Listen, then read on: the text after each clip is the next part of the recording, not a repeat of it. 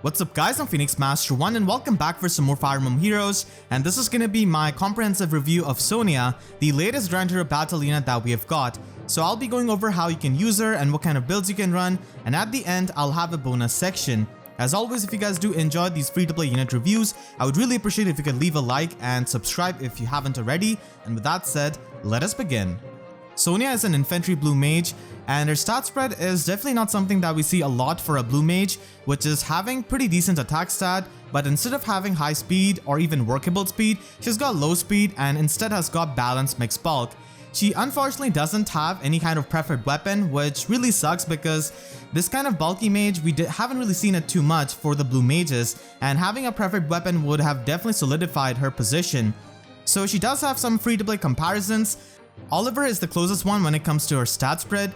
Sonia, I would say that is pretty much a side grade of Oliver, where she has got more defense than Oliver, but she cannot really hit as hard as Oliver and doesn't have the extra resistance that he gets or the movement shenanigans from the Herons. But Oliver does have that restriction on his tome, and as a free-to-play player, you pretty much have to use Raisin if you haven't been lucky for pulling Raphael or Leon. So in that comparison, Sonia can definitely be a bit better, and having extra defense can definitely help quite a bit. So Sonia can definitely work as a side grade to him if you want a bulky blue mage, and in some situations can definitely be better than Oliver because of having that extra defense. The main comparison, and this is the big one, is to Branya, and it's just really hard for her to compete with Branya, who has got a preferred weapon that is so good. So Branya is also a pretty bulky and fast blue mage. Fimbulvetter does have the debuff neutralization on her, which means that she doesn't really care about any sort of debuffs, and that's the main strength of Branya, and that's why Sonia cannot really compete with that. So Branya is pretty much going to be the better unit, which most people are going to be investing into. As it is, many people have already plussed and merged her. So Sonia has a really tough time competing with the value of Fimbulvetter, which Branya has got.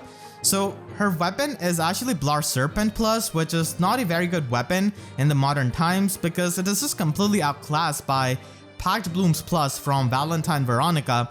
And Pact Bloom Plus is basically going to be the better weapon. You should not be running the Serpent Tome whatsoever if you want to invest into Sonia seriously, because there's just absolutely no point. Pact Blooms does give you the attack and resistance debuff on the foe during the combat, which translates to both melee units and also range units, unlike the Serpent Tome, and it also heals up some HP, which is great for self-sufficiency. So the Serpent Tome is definitely not something I would recommend, so just go with Valentine Veronica's weapon. Pretty much treat it as if it's her preferred weapon because it's just that good for Sonia. For her fodder, she does have Fortress Defense Res 2 at 5-star and Threat and Attack Resistance at 4-star.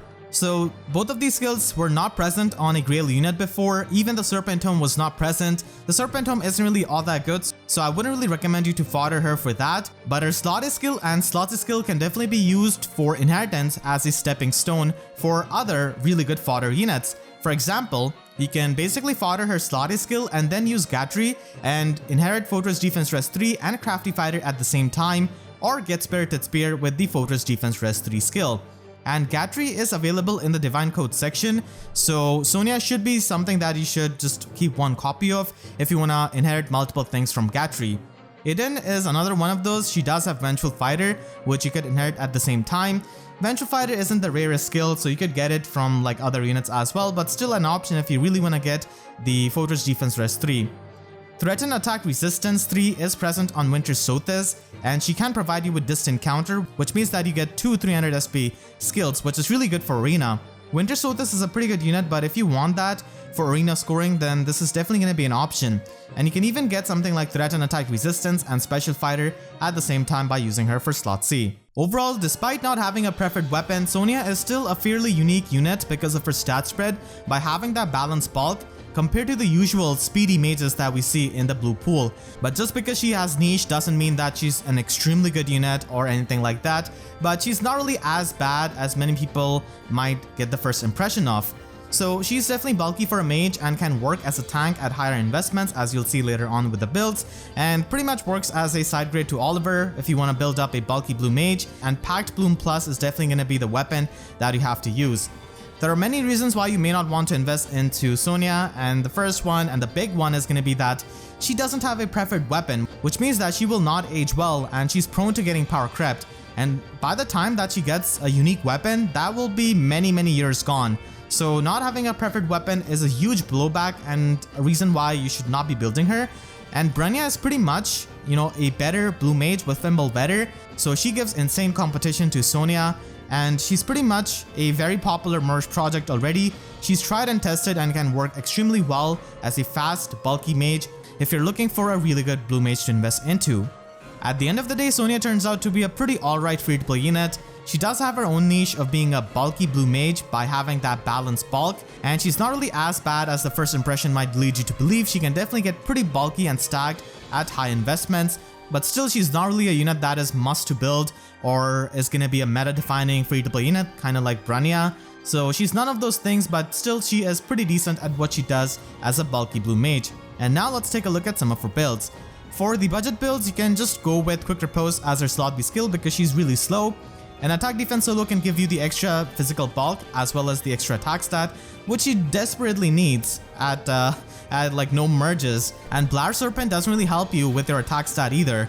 And that's why, like I said, Serpent Home should not be used if you want to use her even a bit. So you should basically have Pact Blooms Plus as her weapon and then use Quick Repose and slot B, and you can have something like Mirror Stance. The self-healing from Pact Blooms Plus can help you stay in the Quick Repose range and also gives you better damage output and pretty good bulk. You can also go with a Bracing Stance build and also have Guard. She's a pretty slow unit, so to deny the special charges of the foes, Guard can be a pretty good budget option that you could run on our slot B along with Quick Repose, Sacred Seal. And now let's move on to the high investment builds for Sonia.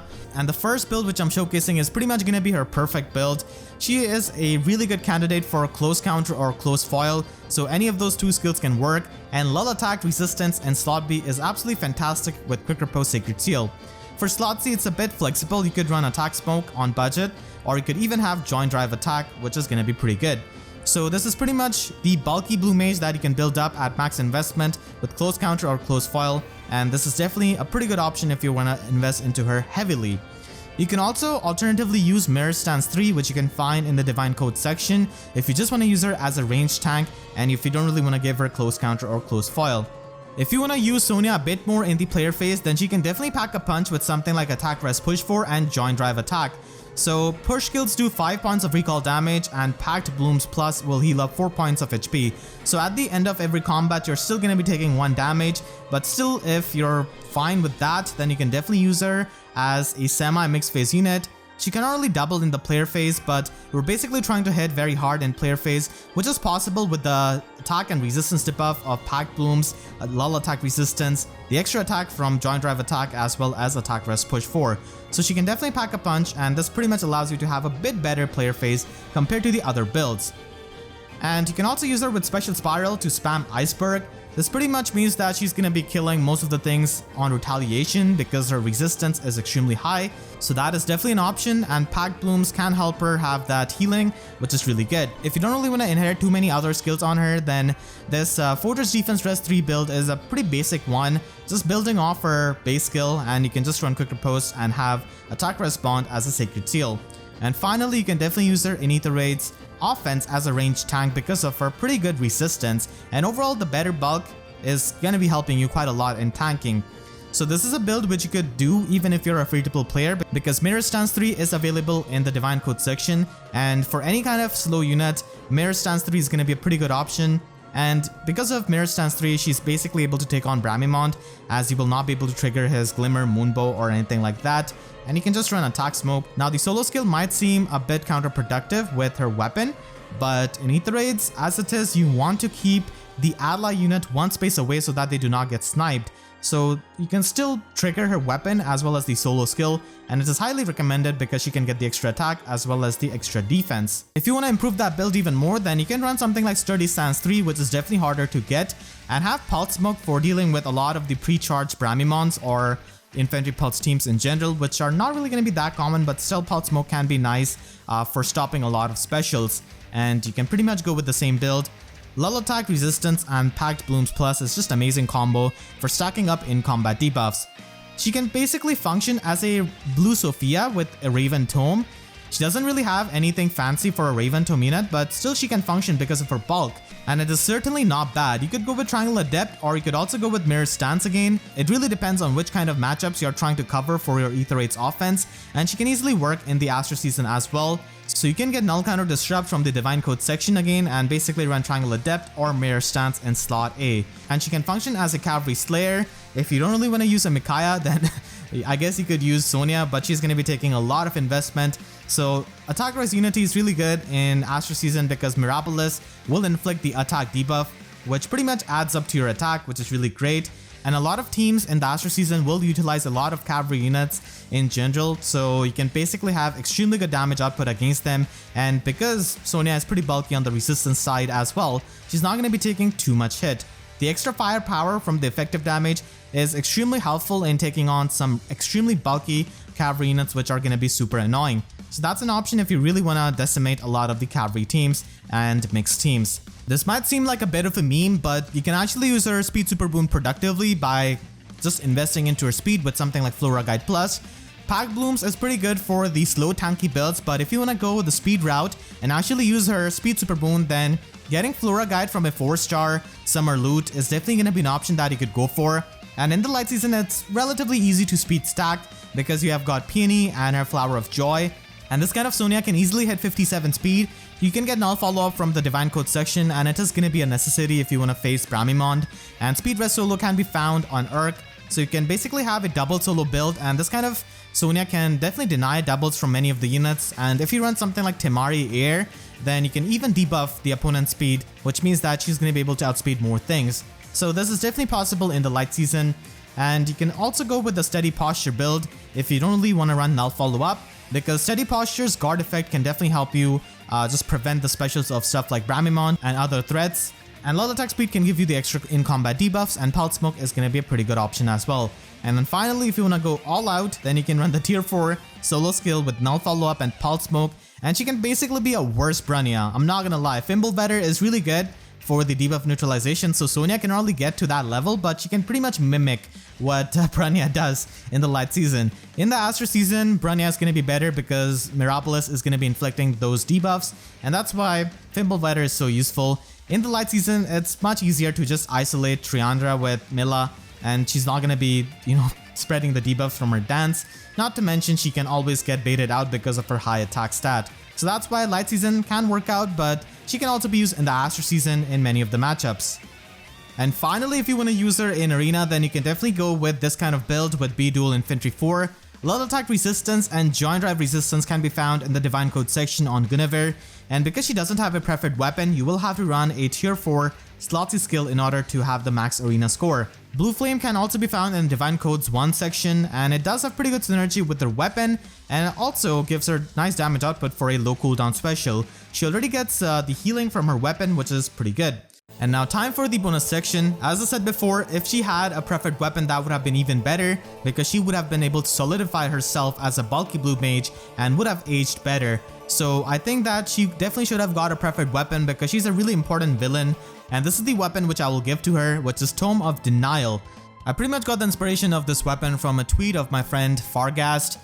Without going into too many spoilers, it pretty much plays around the fact that she thinks that she's the perfect human, quote unquote, and that's why she thinks that humans are better than anything else without again spoiling anything. So that's why Tome of Denial would be a pretty good weapon for her if they couldn't really give her bolting, which is present in her art itself. And this would be a really good weapon because this would give -5 attack and resistance debuff on foes within 2 spaces.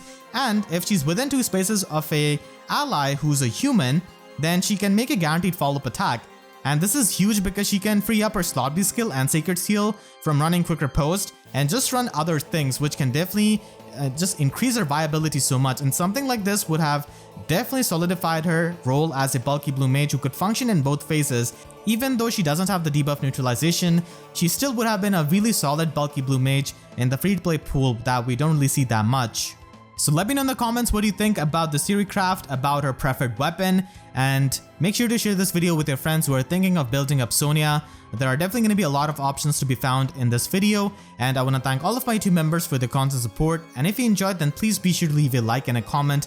Helps me tremendously, and be sure to subscribe and hit the notification bell, because YouTube sub boxes make about as much sense as Sonia not getting a preferred weapon. So that's it, I'll see you guys next time. Thank you so much for watching and have a great day.